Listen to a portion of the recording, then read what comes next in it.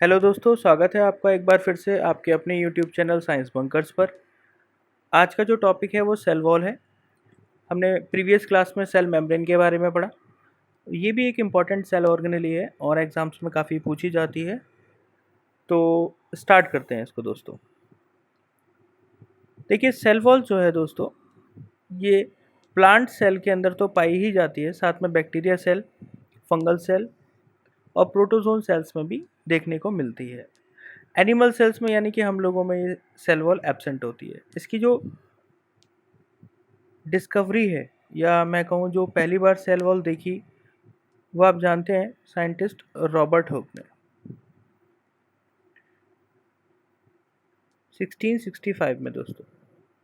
और ये भी मैं आपको बता दूं कि ये हम पहले पढ़ चुके हैं। साथ में ये भी बता दूं आपको कि कॉक सेल में सबसे पहले देखी गई थी ये। ठीक है, कॉक सेल का डायग्राम मैंने आपको समझाया था कि हेक्सागोनल सेल्स थी कुछ, और हनी कॉम्ब जैसा कुछ स्ट्रक्चर बना था, अगर आपको याद हो तो। यहाँ इस डायग्राम में भी आप ये चीज़ देख सकते हैं। यहाँ पर आप देख सकते हैं कि जो सेल वॉल है दोस्तों, उसमें ये न्यूक्लियस वाला पार्ट है। ठीक है, ये पूरी सेल दिखा रखी है। सेल वॉल ये ऊपर वाला कंटेंट है आपका। तो यहाँ कई सारी लेयर आपको दिखाई दे रही होंगी। इसमें ये जो बीच वाली लेयर आपको दिखाई दे रही है, ये दो सेल्स को कनेक्ट करती है, जिसको मैं रेड कलर से मार्क कर रहा हूँ। इसे कहते हैं हम लोग मिडिल लैमिला, जो कि यहाँ गिवन नहीं है, आप इसके नोट कर लीजिए। इसे कहते हैं हम लोग मिडिल लैमिला। तो मिडिल लैमिला क्या है? सीमेंटिंग मटेरियल प्रोवाइड करते हैं। सीमेंटिंग मटेरियल, सीमेंट क्या होता है? जैसे दो ब्रिक्स को सीमेंट आपस में जोड़ता है, वैसे ही यहाँ दो सेल्स को मिडिल लैमिला आपस में जोड़ रहा है। ठीक है दोस्तों, मिडिल लैमिला का कंपोजिशन भी कई बार एग्जाम्स में पूछा जाता है। ठीक है, तो मिडिल लैमिला का जो कंपोजिशन है वो भी आप नोट कर लीजिए।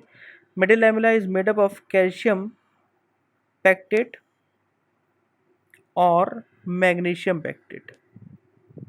ठीक है, ये आप जस्ट लर्न कर लीजिएगा, लिख लीजिएगा कि मिडिल लैमिला किसकी बनी हुई होती है? कैल्शियम या मैग्नीशियम पैक्टेट की बनी हुई होती है।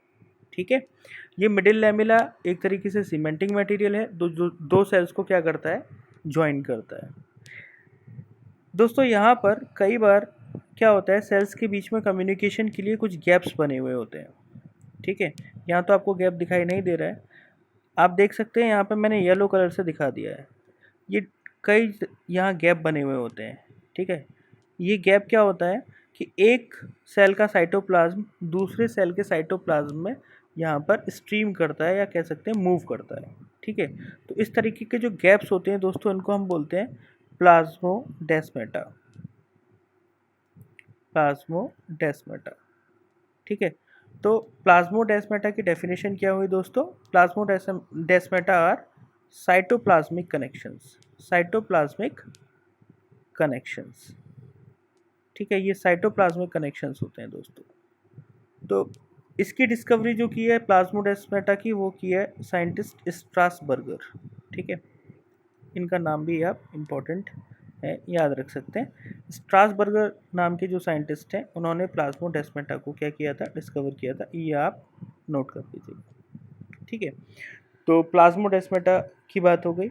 अब बात करते हैं कि जो अंदर वाली लेयर है इसके, यानी कि जो आपको ये ब्लैक कलर की लेयर ये वाली दिखाई दे रही है, ये कहलाती है प्राइमरी सेल वॉल। ठीक है, देखिए ये बीच वाला मटेरियल इस डायग्राम है, राइट हैंड साइड वाला डायग्राम आप देखिए, बीच में यहाँ पर ये मिडिल लैमेला हो गया, और ये वाला पार्ट आपका प्राइमरी सेल वॉल हो गया।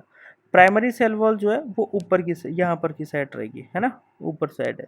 दो सेल्स हैं, ये सेल 1 है, ये सेल 2 है। इन दोनों के बीच का कनेक्शन बता रहे हैं। डायग्राम को क्लियरली मैं बता दूं, ये बीच वाली जो आपको ब्लैक कलर की स्ट्रिप दिखाई दे रही है, दिस इज मिडिल लैमेला, और ये आपका हो गया प्राइमरी सेल वॉल। ठीक है, प्राइमरी सेल वॉल की कंपोजिशन क्या है वो भी नोट कर लीजिए। Primary cell wall is made up of दोस्तों, it is made up of cellulose and hemicellulose. Cellulose and hemicellulose.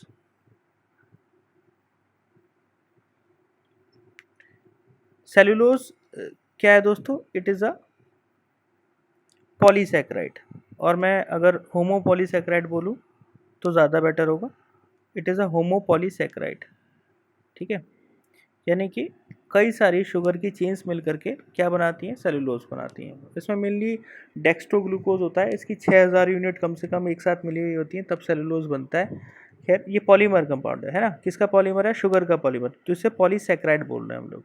तो कोई पूछे, क्वेश्चन आता है प्राइमरी सेल वॉल किसकी बनी होती है, हेमीसोल्यूलोज की बनी हुई होती है दोस्तों, ठीक है। अब इसके नेक्स्ट वाला पार्ट आप देखिए, यहाँ तो प्लाज्मा मेम्ब्रेन तो अंदर वाला पार्ट है, ठीक है। प्राइमरी सेल वॉल के अपर की साइड में, बाहर की साइड में आप देखेंगे सेकेंडरी सेल वॉल है दोस्तों, ठीक है। ये सेकेंडरी सेल वॉल है, आप देख सकते हैं, ये वाला जो पार्ट आपको दिखाई दे रहा है, this is secondary cell wall, मैंने ग्रीन कलर से आपको ये शो कर दिया है, this is secondary cell wall. Secondary cell wall में दोस्तों आप पाएंगे कि there is a deposition of a dead tissue that is lignin, ठीक है, दैट इज लिग्निन। तो मैं आपको अगर कहूँ कि सेलुलोज की बात अगर हम करें तो प्राइमरी सेल वॉल किसकी बनी हुई है, सेलुलोज की बनी हुई है। It is also the most abundant material on the earth, है ना, मोस्ट अबंडेंट मटेरियल जो है वो सेलुलोज है, ठीक है। सेकंड मोस्ट अबंडेंट आपका लिग्निन हो जाएगा। लिग्निन किसके ऊपर डिपॉजिट रहता है, सेकेंडरी सेल वॉल के ऊपर डिपॉजिट रहता है, ठीक है दोस्तों। तो ये चीज़ यहाँ पे आप क्लियर कर लीजिए। तो क्या क्या हमने देखा, हमने देखा कि सीमेंटिंग मटेरियल मिडिल लेमिला हो गया, primary cell wall made up of cellulose, उसके बाद secondary cell wall made up of lignin, cytoplasmic connections are plasmodesmata, और इसके अलावा अंदर जो वॉल आपको दिखाई दे रही है सबसे अंदर, यानी कि जो सेल वॉल वाला पार्ट है वो तो कंप्लीट हो गया हमारा। प्राइमरी सेल वॉल और सेकेंडरी सेल वॉल को हटा दें तो उसके अंदर सबसे इनर पार्ट प्लाज्मा मेम्ब्रेन है जो एक्सपोज होगा। Plasma membrane is present in all the living cells, ये बात आप कंफर्म समझिए। सेल वॉल एनिमल सेल्स में नहीं प्रेजेंट होती है, ये प्लांट सेल्स में ही होती है, लेकिन सेल मेम्ब्रेन सब में होती है, तो सेल मेम्ब्रेन सबसे इनर रहेगी, ठीक है दोस्तों। उसके बाद ये न्यूक्लियस वगैरह है, साइटोप्लाज्म, ये आप जानते हैं। नेक्स्ट अब देख लेते हैं हम लोग कि देखिए सेल वॉल और सेल मेम्ब्रेन में क्या डिफरेंसेस थे। कुछ मेन डिफरेंसेस आप ध्यान रखिएगा। सेल मेम्ब्रेन ये रहेगा, सेल वॉल इधर की साइड में लिख दे रहा हूँ, ये जस्ट आपके रिकेपिटुलेशन के लिए है ताकि आप एक बार रिवाइज कर लें। सेल मेम्ब्रेन में देखो हमने क्या पढ़ा था, ये फ्लेक्सिबल होती है दोस्तों, है ना, तबकि जो सेल वॉल होती है ये हमारी रिजिड होती है, ठीक है दोस्तों। जो हमारी सेल मेम्ब्रेन थी दैट वाज लिविंग, ठीक है दोस्तों। ये जो होती है ये डेड होती है सेल वॉल, ठीक है। इसके अलावा जो दोस्तों सेल मेम्ब्रेन है, ठीक है, वो सेलेक्टिवली परमिएबल है। कैसी है, सेलेक्टिवली परमिएबल है। तब कि हमारी जो सेल वॉल है दोस्तों ये परमेबल फॉर ऑल, ठीक है, ये सारे सब्सटेंसेस को अंदर आने देती है। इसके अलावा दोस्तों ये जो है ये प्रोटेक्ट करती है सेल कंटेंट को, प्रोटेक्ट, सॉरी स्पेलिंग थोड़ी गड़बड़ हो गई है, प्रोटेक्ट सेल कंटेंट। जबकि दोस्तों ये क्या करती है, it provides the mechanical strength, mechanical strength to the cell, right, also provides the turgidity.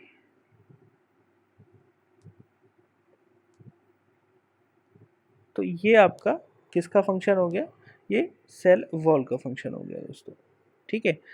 तो ये सारे के सारे जो डिफरेंसेस हैं ये आप याद रखेंगे सेल मेम्ब्रेन और सेल वॉल के अंदर। इसके अलावा मैं आपको थोड़ा सा आइडिया ऑस्मोसिस का भी यहाँ दे देता हूँ, जिससे कि आपको चीज़ें क्लियर हो जाएं कि भाई किस तरीके से ऑस्मोसिस काम करता है। देखो एक क्वेश्चन आया पिछले एग्ज़ाम में, एक टीचिंग एग्ज़ाम में, बहुत इंटरेस्टिंग क्वेश्चन था, ठीक है। वो क्या क्वेश्चन था वो देखते हैं दोस्तों। क्वेश्चन था कि आपने एक आरबीसी ली है, ठीक है, ये एक सॉल्यूशन है, हाइपोटोनिक सॉल्यूशन है, हाइपोटोनिक सॉल्यूशन जिसकी कंसंट्रेशन आप जानते हैं वाटर की कंसंट्रेशन ज़्यादा होगी और सॉल्यूट की कम। तो उसमें एक आरबीसी पड़ी हुई है, दिस इज़ आरबीसी, क्वेश्चन ये था। और यहाँ पर आपने एक प्लांट सेल लेके सपोज करिए रेजिन लिया हुआ है, ठीक है, रेजिन लिया हुआ है, किशमिश ली हुई है सेम पॉट में, ठीक है। दोनों को आपने हाइपोटोनिक सॉल्यूशन में रखा है। ये कैसा टोनिक है, हाइपोटोनिक। अभी मैं बताऊंगा आपके हाइपोटोनिक और हाइपरटोनिक सॉल्यूशंस क्या होते हैं। अभी आप समझ के चलिए, हाइपोटोनिक सॉल्यूशंस वो हैं जिनमें वाटर का कंटेंट ज़्यादा, यानी डाइल्यूट सॉल्यूशंस हैं एक तरीके से, ठीक है, और सॉल्यूट का बहुत कम है। आप जानते हैं जब आप किशमिश वगैरह को पानी में रखते हैं तो क्या होता है, सुबह तक वो स्वेल अप हो जाती है। ठीक है, आपने दोनों को रखा, ठीक, तो what will happen in first jar और what will happen in second jar, है ना। तो ये क्वेश्चन इस तरीके से क्वेश्चन में पूछा गया था कि भाई जो ए है 1 वो बस्ट हो जाएगी, ठीक है, और बी वाली जो है वो बची रहेगी। सेकंड ऑप्शन था जो ए वाली है वो श्रिंक हो जाएगी, बी वाली स्वेल अप हो जाएगी। इस तरीके से 4 ऑप्शंस थे, ठीक है। कॉन्सेप्ट आप समझिए कि कॉन्सेप्ट क्या है। आपने सपोज करिए कि दोनों सेल्स को आपने 6-6 घंटे के लिए हाइपोटोनिक सॉल्यूशंस में रख दिया, तो 6 घंटे बाद आप क्या देखेंगे कि जो आरबीसीज की सेल है दोस्तों वो बस्ट हो जाएंगी, ठीक है, आरबीसी विल गेट बस्ट, ये बस्ट हो जाएगी। तब भी ये बस्ट नहीं होगी, it will gain it's full size, ठीक है, ये बस्ट नहीं होगी, ठीक है। अब ऐसा क्यों हुआ दोस्तों, देखिए जो आरबीसी की सेल है that is a animal cell, यहाँ सेल मेम्ब्रेन होती है, सेल वॉल एब्सेंट होती है, तो सेल वॉल एब्सेंट थी, तो क्या हुआ कि जो हाइपोटोनिक सॉल्यूशन में वाटर की जब एंट्री हुई तो आरबीसी स्वेलअप हो गई, और स्वेलअप होने के बाद साइटोप्लाज्म का प्रेशर, इनसाइड प्रेशर इतना ज़्यादा था कि जो वॉल है वो रप्चर हो गई और ये अल्टीमेटली क्या हो गई, ये बस्ट हो गई, राइट, क्योंकि प्लाज्मा मेम्ब्रेन की कैपेसिटी थी उसको बियर करने की। लेकिन यहाँ प्लांट सेल में जब आप देखेंगे तो यहाँ सेल वॉल प्रेजेंट है जो कि डेड है और ये रिजिड होती है, साथ में इसकी जो स्ट्रेंथ है वो प्लाज्मा मेम्ब्रेन से मैकेनिकल टर्म्स में बहुत हाई है, यानी मैकेनिकल स्ट्रेंथ बहुत हाई है। तो ये स्वेल अप तो होगी लेकिन ये बस्ट नहीं होगी, ठीक है। तो इस तरीके से हम जान सकते हैं कि जो सेल वॉल है वो प्लांट सेल के लिए कितनी इंपॉर्टेंट है और ये कैसे हेल्प करती है। तो दोस्तों मुझे उम्मीद है कि आपको ये कॉन्सेप्ट समझ में आया होगा, ठीक है। और नेक्स्ट वीडियोस में हम सेल ऑर्गेनेलीज के और उनके फंक्शंस के बारे में देखेंगे। मैं कोशिश करूँगा कि नेक्स्ट वीडियो जल्दी से जल्दी आपके लिए लेकर के आऊँ। Thank you for watching the video.